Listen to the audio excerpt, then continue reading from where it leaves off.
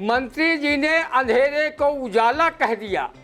मंत्री जी ने अंधेरे को उजाला कह दिया, रात को दिन कह दिया, गोरे को काला कह दिया।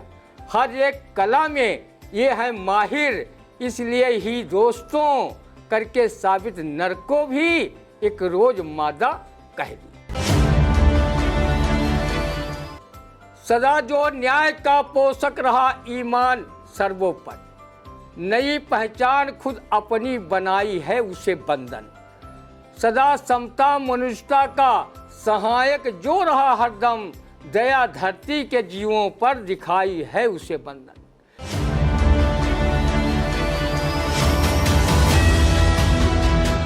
नमस्कार, स्वागत है आप सभी का आई इंडिया के खास शो रंदा में। खबरों पर रंदा चलाने के लिए आई इंडिया के स्टूडियो में मौजूद है वरिष्ठ पत्रकार, कवि एवं रंगकर्मी ज्ञान प्रकाश सिंह प्रतीक जी। तो प्रतीक जी, आपका बहुत बहुत स्वागत है आई इंडिया के स्टूडियो में।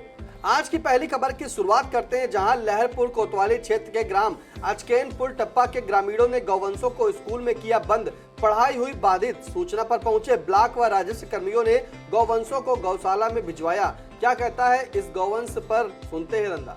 विधानसभा सत्र में सपा सुप्रीमो अखिलेश यादव सांड कांड का पाठ पढ़ते रहे और शासन सत्ता में बैठे जिम्मेदार सीएम व मंत्री राजा कहे कथा और रानी खाए मूंगफली की कहावत की तर्ज पर सुनते रहे।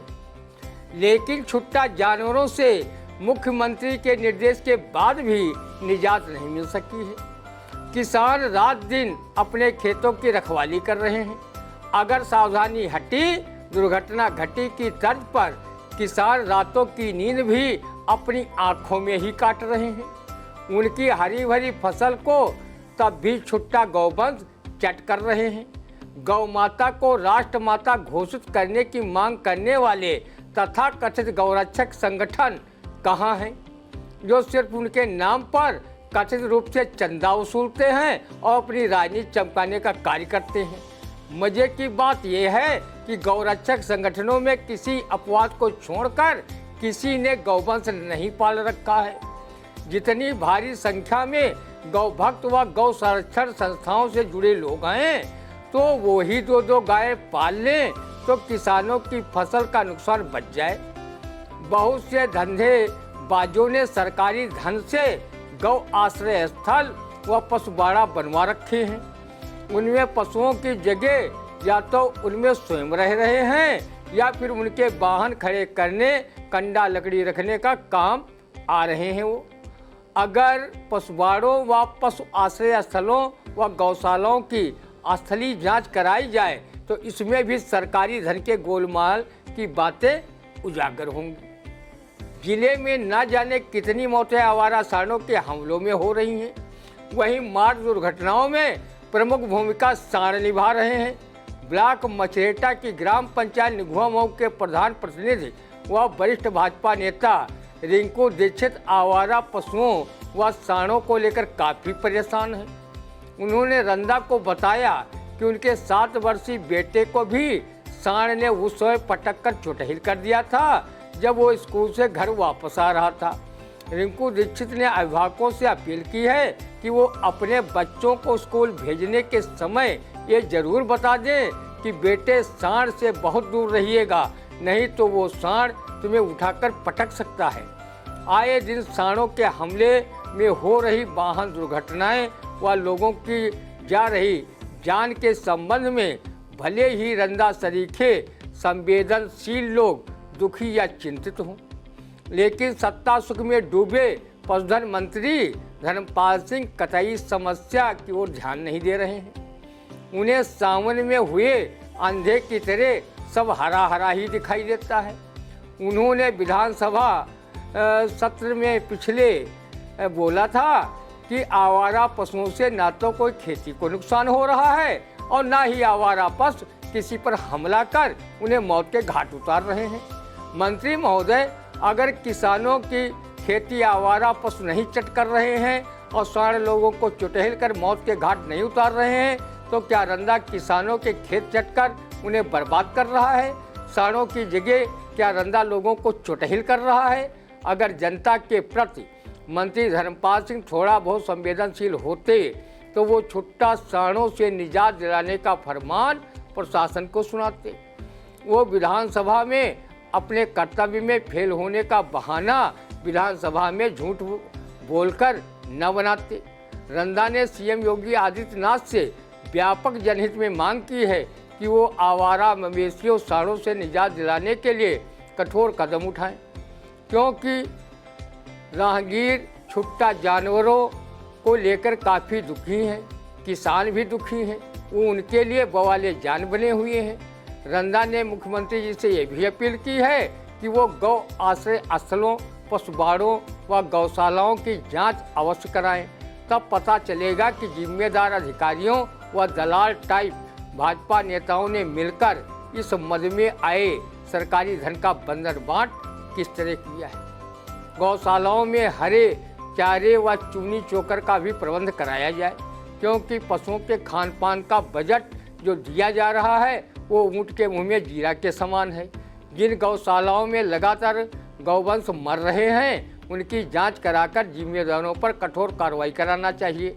लोग कहते हैं अगर आवारा पशुओं पर ध्यान न दिया गया तो 2024 में होने वाले लोकसभा चुनाव में भाजपा प्रत्याशियों के लिए दिल्ली दूर हो जाए। बिल्कुल, आवारा गौवंश जिस तरह से जो है किसानों व राहगीरों के लिए समस्या बने हुए हैं, अगर इसी तरीके से समस्या बने रहें तो जरूर 2024 के लोकसभा चुनाव में जो है भाजपा प्रत्याशियों के लिए दिल्ली दूर हो जाएगी। रंदा ने यह भी कहा कि जो गौ संरक्षक की बात करते हैं, अगर वही कम से कम 2-2 गाय पाल ले तो ये गाय गौवंश जो है वो खेतों को नुकसान ना पहुंचाए। वहीं रंदा ये भी कह रहा है कि जिस तरह से जो है लगातार भाजपा के नेता झूठ बोलते जा रहे थे पिछले सत्र में कि कोई दुर्घटना नहीं हुई है, किसी ने जो है गौवंशों के हमले से जो है कोई भी जो है मृत्यु नहीं हुई है, किसी की किसान जो है उनकी फसल चौपट नहीं हुई, तो ये कहीं ना कहीं सरासर झूठ है, क्योंकि हकीकत अभी भी जस की तस बनी हुई है। यानी जो नुकसान हो रहा है वो किसानों का हो रहा है। राहगीर, अब तो राहगीर क्या अभिभावक भी देखिए, भाजपा नेता जो हैं वो भी रंदा से ही कहने लगे हैं कि एक रास्ते में जो है सांड उनके बच्चे को हमला कर उनके बच्चे को घायल कर दिया था। तो इसलिए कृपया गौवंश पर सरकार जो है कड़ी चेतावनी जारी करे और इन्हें गौ आश्रय भेजे। साथ ही स्थलीय निरीक्षण की बात जो रंदा ने कही है कि गौ स्थल जो आश्रय बनाए गए हैं उनका स्थलीय निरीक्षण होना चाहिए, तब पता चल पाएगा कि कितना बंदरबाट इस गौ स्थल को बनाने में हुई है। तो अगली खबर, जहां विपक्षी गठबंधन के नेताओं ने कहा कि पीएम नरेंद्र मोदी झूठ बोलते हैं, वह बताएं कहां बनवाया है दरभंगा जिले में एम्स। अब एम्स तो भाई दिल्ली में है, दरभंगा जिले में कहां है, ये कौन कह रहा है? विपक्षी दल क्या कहता है, सुनते हैं इस पे रंदा। जब विपक्षी नेताओं को दिखाई ही नहीं देता कि हमारे पीएम ने उसी तरह दरभंगा में एम्स बनवाया है जैसे वो अमेरिका में कहे आए हैं कि हम भारत में हर साल IIT, IIM एवं एम्स का निर्माण करा रहे हैं। लेकिन पता नहीं विपक्षी नेताओं की पीएम के इस कथन पर कौन सी नज़र लग गई कि वो जमीन पर कहीं बने दिखते ही नहीं हैं।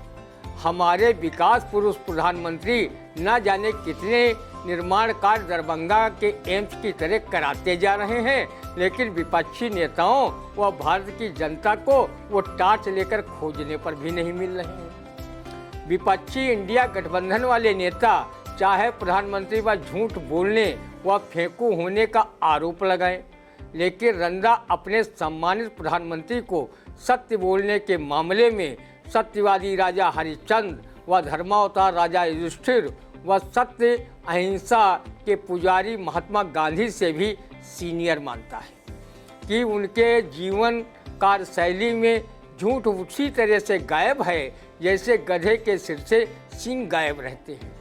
हमारे लोकप्रिय प्रधानमंत्री पर अगर ज़्यादा झूठ बोलने का आरोप लगाओगे तो वो अपने आप को पुनः फकीर घोषित करके झोला उठाकर चल देंगे।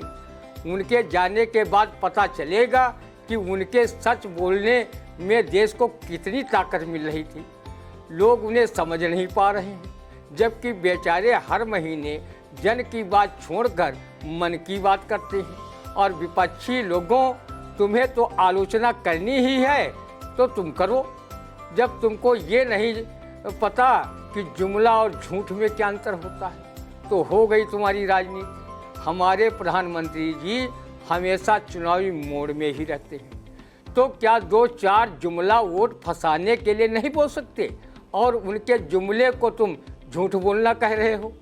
15-15 लाख रुपए उन्होंने हर भारतीयों के खाते में भेजा, हर साल 2 करोड़ नौकरियां दी, हर साल 2 करोड़ रोजगार दिए। कई राज्यों में विपक्षी सरकारें ठीक से काम नहीं कर रही थीं, तो उनकी सरकारें गिरवाकर भाजपा की सरकारें बनवाई। इस ऐतिहासिक काम को किसकी औकात है कि वो नकार सके? विपक्षी नेताओं के भ्रष्टाचार से कमाई गई ईडी, सीबीआई तथा आईटी की जांच करवाई। जिस पार्टी पर 2 दिन पहले 70,000 करोड़ के भ्रष्टाचार का आरोप लगाया, वो दल अपने भ्रष्टाचार सहित महाराष्ट्र की सरकार में शामिल हो गया और उस पार्टी का भ्रष्टाचार हमारे पीएम के हनक धमक के आगे तुरंत दबे पांव ओलंपिक दौड़ लगाता हुआ भाग गया। बहुत सी परिवारवादी पार्टियों पर निशाना साधा, या तो वो भाजपा में शामिल हो गई या फिर गठबंधन का हिस्सा बन गई, और जो उनसे दूर रही उन्हें इंडिया गठबंधन की जगह हमारे पीएम घमंडिया कह रहे हैं, कहेंगे ही। जब कई परिवारवादी नेता उनके दल में शामिल हो गए तो इंडिया गठबंधन वाले क्यों नहीं शामिल हुए? वहाँ कौन से कांटे लगे थे? नहीं शामिल हुए तो फिर भोगो ईडी, सीबीआई के छापों को। हमारे पीएम व उनके पार्टी के लोग भ्रष्टाचार के मामले में भी दूर के धुले हैं। भ्रष्टाचार के दरवाजे तो सिर्फ विपक्षियों के लिए खुले हैं, इसलिए पीएम उन्हें न कोसे तो क्या उनकी जगह पर रंदा को कोसें, जो शासन सत्ता में सभासद तक नहीं है और न अभी तक कोई भ्रष्टाचार किया है। अभी सात रिपोर्ट कैग ने पेश की है, जिसमें अरबों का घोटाला निकला है। बताओ, मोदी जी के रहते घोटाला ये कहे विपक्षियों या नेहरू जी की चाल तो नहीं कि घोटाले मोदी जी की सरकार में तुम लोग करो और बदनाम बेचारे मोदी जी हों। उनके पास घोटाले करने का टाइम ही कहाँ है? चुनावी रैलियां करें या सरकारी कामकाज देखें, रेलगाड़ियों को झंडी दिखाएं या दिन में 3-4 बार अपने ड्रेस बदलें, उनके पास भ्रष्टाचार के अलावा बहुत से काम पड़े हैं। मणिपुर जब जल रहा था, वो बेचारे कर्नाटक में चुनावी सभा कर रहे थे और समय मिला तो अमेरिका, फ्रांस की यात्रा पर चले गए। बताओ, उन्होंने कौन सा गुनाह कर दिया? हमारे पीएम महोदय जैसा भाषण वीर नेता न भूतो न भविष्य वाला है। वो लाल किले से भी स्वाधीनता दिवस पर राष्ट्र नीति व सरकारी उपलब्धियों की जगह 2024 के लिए भी अपने को पीएम घोषित कर लिया। अब आप ही बताओ कि अभी तक जितने प्रधानमंत्री हुए हैं, क्या उनमें बिना चुनाव में उतरे व परिणाम आए अपने आप को अगला प्रधानमंत्री घोषित करने का साहस कर पाए थे? रंदा मोदी के साहस को प्रणाम करता है। इस घोषणा के बाद रंदा का सुझाव है, अब कोई चुनाव आयोग की आवश्यकता नहीं, क्योंकि प्रधानमंत्री की तरह ही उनके मंत्री सांसद भी अपने आप को 2024 में बिना लोकसभा चुनाव कराए ही अपने पुराने पदों पर घोषित कर लेंगे। हमारे प्रधानमंत्री जी इतने अच्छे चुनाव प्रचारक हैं कि उनकी डिमांड अमेरिका तक में है। पिछले चुनाव में उन्होंने अमेरिका जाकर राष्ट्रपति ट्रंप का चुनावी प्रचार किया था, जिसमें उन्होंने अपील करते हुए कहा था, आपकी बार ट्रंप सरकार। लेकिन उनके प्रचार के बावजूद ट्रंप राष्ट्रपति का चुनाव हार गए थे और जो बाइडेन राष्ट्रपति निर्वाचित घोषित हो गए। हमारे पीएम ने देश दुनिया में घूम घूम कर इतना सच बोला है कि झूठ बेचारा कहीं ठौर नहीं पा रहा है। रंदा भी सत्य का समर्थक अपने पीएम को सत्य बोलते देखकर हो गया है, लेकिन जब कभी उसका मन झूठ बोलने को होता है तो उसकी धर्मपत्नी ये गाना सुनाकर कह देती है, सजन रे झूठ मत बोलो, खुदा के पास जाना है। वो कहती हैं, जब हमारे लोकप्रिय पीएम झूठ नहीं बोलते तो तुम क्यों बोलते हो? झूठ बोलने के लिए क्या विपक्षी नेता नहीं है? रंदा की पत्नी ने धमकी दी, अगर तू झूठ बोला तो तुझे काले कौवे से कटवाऊंगी। तूने ये गाना नहीं सुना? झूठ बोले कौवा काटे, काले कौवे से डरियो, मैं मैके चली जाऊंगी, तुम देखते रहियो। क्या हमारे सत्यवादी पीएम नरेंद्र मोदी जी अपने आप को झूठा कहकर ये फिल्मी गाना गाएं, तभी आप उन्हें सत्यवादी मानेंगे? मेरे देश के प्यारे इंडिया गठबंधन के नेतागण, पल भर के लिए कोई हमें प्यार कर ले, झूठा ही सही। पल भर के लिए जोगी इकरार कर ले, झूठा ही सही। रंदा अपने पीएम महोदय का सम्मान शायर महफूज रहमानी के इस मुक्तक से करता है। मंत्री जी ने अंधेरे को उजाला कह दिया, मंत्री जी ने अंधेरे को उजाला कह दिया, रात को दिन कह दिया, गोरे को काला कह दिया। हर एक कला में ये है माहिर, इसलिए ही दोस्तों करके साबित नर को भी एक रोज मादा कह दिया। तो अब पता चला कि दरभंगा में एम्स कहाँ बना है। रंदा ने बता दिया एम्स कहाँ बना है, कि जिस तरह से लगातार जो है हर साल ITI IIM सब बन रहा है, उसी तरीके दरभंगा में जो है एम्स भी बन गया है। रंदा ने यह भी कहा कि चुनाव आयोग की जरूरत नहीं है। क्यों? क्योंकि जब प्रधानमंत्री नरेंद्र मोदी ने खुद दिल्ली में 15 अगस्त के दिन कह दिया कि अगली बार जो भी शिलान्यास किया है उसका उद्घाटन भी करूंगा, अर्थात अपने आप को 2024 का प्रधानमंत्री खुद ही घोषित कर दिया। तो कहां तक का ये झूठ है और कहां तक का सच, पूरे आपको रंदा ने बताया। अब अगली खबर, जहां पुण्यतिथि पर पूर्व प्रधानमंत्री अटल बिहारी वाजपेयी को किया गया नमन, भारत को उन्होंने दिलाई सशक्त राष्ट्र की पहचान। अब पुण्यतिथि पर पूर्व प्रधानमंत्री अटल बिहारी वाजपेयी को जो नमन किया गया है उस पर क्या कहता रंदा, सुनते हैं। पूर्व प्रधानमंत्री अटल बिहारी वाजपेयी की पुण्यतिथि पर रंदा कृतज्ञ राष्ट्र व आई इंडिया न्यूज चैनल की ओर से उन्हें भावभीनी श्रद्धांजलि अर्पित करता है। स्वर्गीय अटल जी भले ही सशरीर दुनिया से टल गए हों, पर उनका व्यक्तित्व व कृतित्व उन्हें युगों युगों तक भारतीय पीढ़ियों के दिलों में अमरता प्रदान करता रहेगा। अटल जी कुशल वक्ता, पत्रकार, कवि व विचारक थे। उन्होंने अपने लंबे राजनीतिक जीवन में शुचिता बनाए रखी। अटल जी ने अपने प्रधानमंत्रित्व काल में गुजरात में हुए सांप्रदायिक दंगों पर नाराज होकर गुजरात के तत्कालीन मुख्यमंत्री नरेंद्र मोदी को राजधर्म का पाठ पढ़ने की नसीहत दी थी। अगर बीच में तत्कालीन गृह मंत्री लाल कृष्ण आडवाणी ना आ जाते तो अटल जी नरेंद्र मोदी की CM पद से छुट्टी ही कर देते।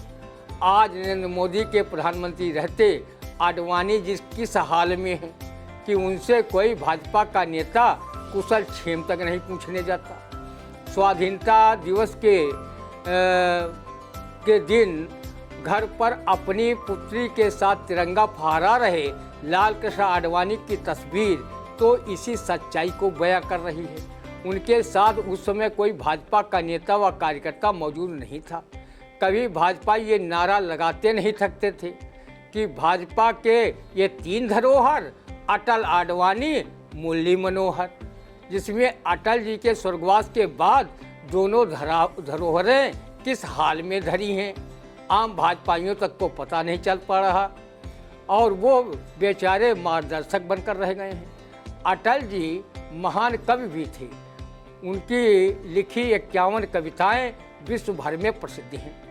वो इतने कुशल वक्ता थे कि उनके भाषण को सुनने के लिए पक्ष विपक्ष के लोग जाते थे और उनके भाषणों को सुनकर स्वयं में गौरव की अनुभूति करते थे। वो पत्रकारिता से भी जुड़े थे। उन्होंने राष्ट्रधर्म में भी लिखा।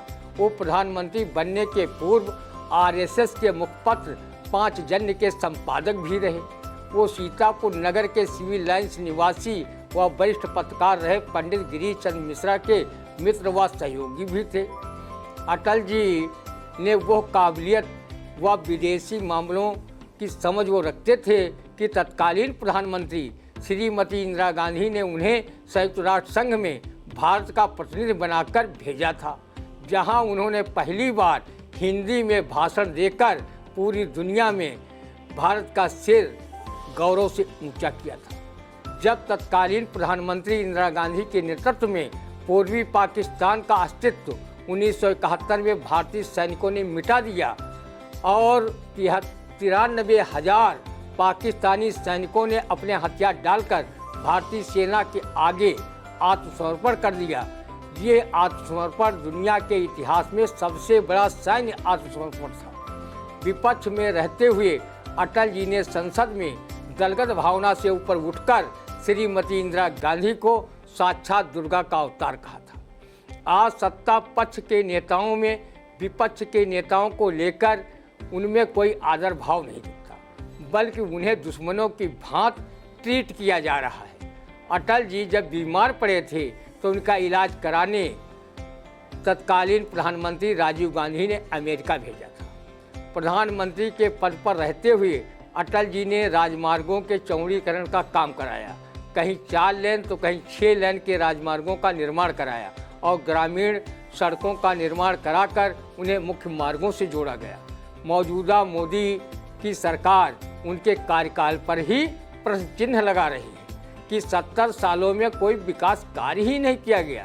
इन्हीं 70 सालों में ही अटल जी की सरकार भी शामिल है। आज जिस प्रकार चुनी हुई विपक्षी सरकारों को गिराने व विधायकों के खरीद फरोख्त का कथित रूप से कार्य किया जा रहा है, अगर अटल जी में राजनीतिक शुचिता व नैतिक बल न होता तो वो भी 1-2 सांसद खरीद लेते, उनकी सरकार मात्र 1 वोट से नहीं गिर जाती। उन्होंने संसद में कहा भी था कि गलत तरीके से मिली जीत को मैं चिमटे से भी छूना पसंद नहीं करूँगा। उन्होंने अपना इस्तीफा राष्ट्रपति को सौंप दिया था। वो बहुत ही स्पष्टवादी थे। एक बार टाइम्स ऑफ इंडिया के एक पत्रकार ने पूछा कि अटल जी आप कुंवारे हैं या ब्रह्मचारी। इस पर उन्होंने कहा कि मैं कुंवारा हूँ लेकिन ब्रह्मचारी नहीं। आप वाइन लेते हैं?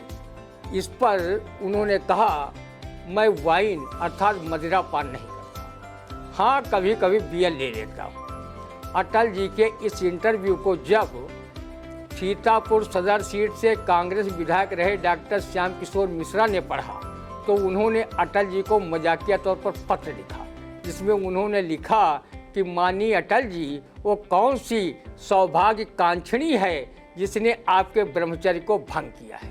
खैर इसका जवाब तो अटल जी ने नहीं भेजा, पर डॉक्टर श्याम किशोर मिश्रा के मजाक भरे पत्र की चर्चा उस समय खूब हुई।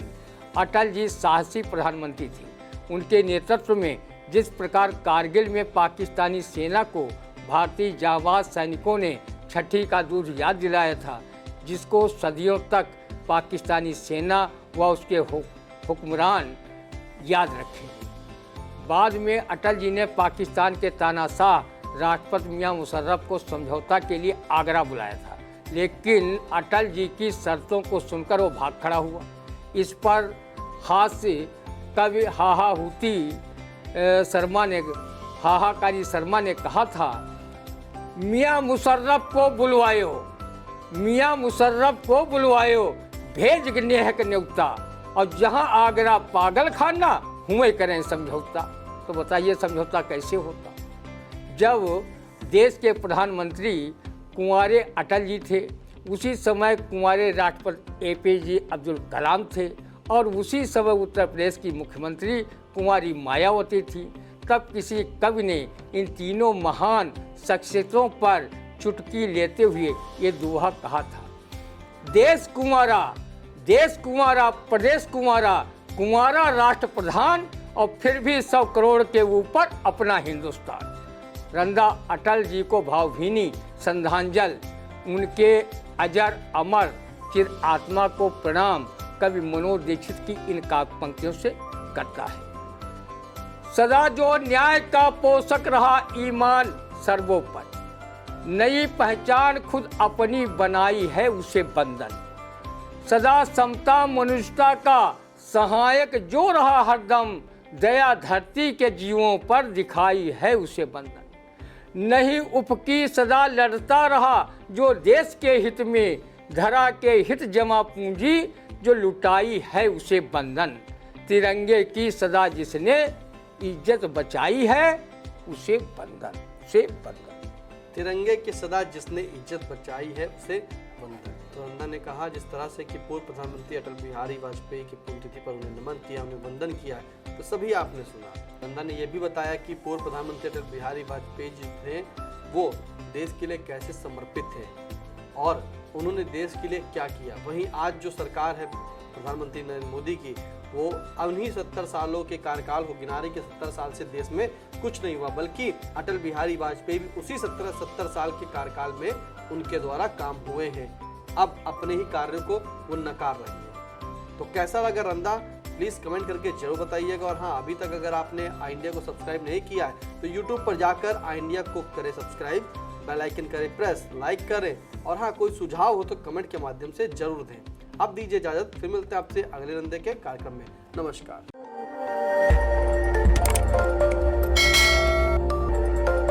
खबर आपकी, नजर हमारी। देखते रहिए आई इंडिया।